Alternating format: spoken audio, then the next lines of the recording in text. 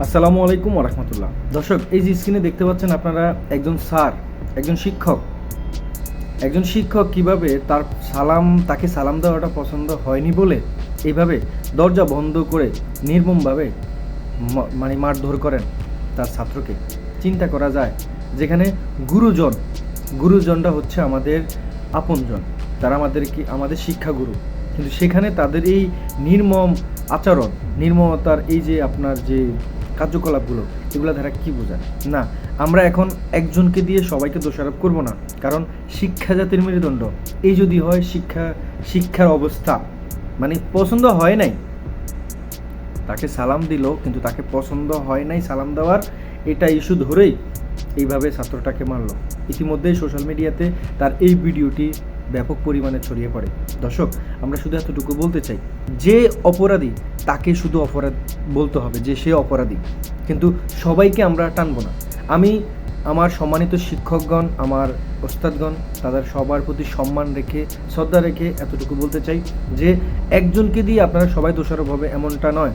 থাকে না ধানের চারা রোপণ করলে যেমন চারপাশে ধানগুলো থাকে, তার মাঝখানে কয়েকটা গোটা থাকে, গ্রামের ভাষায় যেটাকে বলা হয়, যেগুলো ধানগুলোকে নষ্ট করে, তেমনি করে শিক্ষক আছে, ঠিক আছে, তার মধ্যে গুটি কয়েকজন তো থাকবেই, তারা ভাব ভঙ্গি আপনার সুনাম নষ্ট করার জন্য, তাদের সম্মানটা নষ্ট করার জন্য।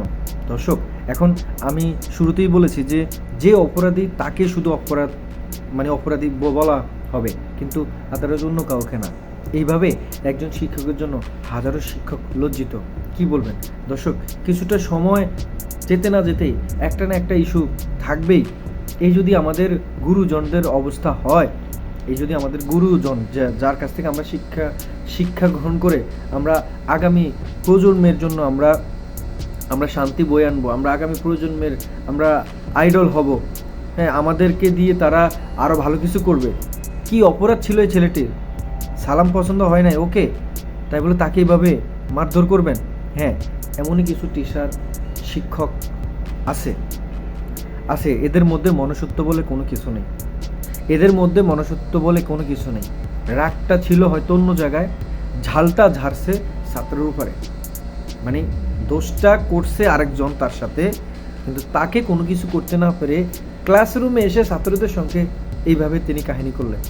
এটা কি কোনোভাবে মানা যায় দর্শক? এটা কি কোনোভাবে মানা যায়? এটা কি কোনো একজন শিক্ষকের আচরণ হতে পারে?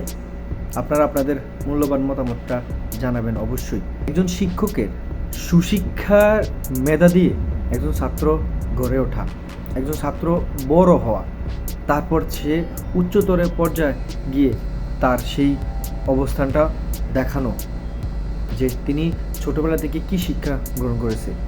তবে এই যদি শিক্ষকের কাছ থেকে যদি ছাত্ররা এইভাবে, শুধুমাত্র একজন ছাত্র যে নির্যাতনের শিকার হচ্ছে এমনটা কিন্তু নয় দর্শক, এইভাবে অসংখ্য ছাত্রছাত্রী তারা কিন্তু নির্যাতনের শিকার হচ্ছে। এই কয়েকজন শিক্ষকের জন্য আজকে বাকি যারা শিক্ষকগণ আছেন তারা লজ্জিত।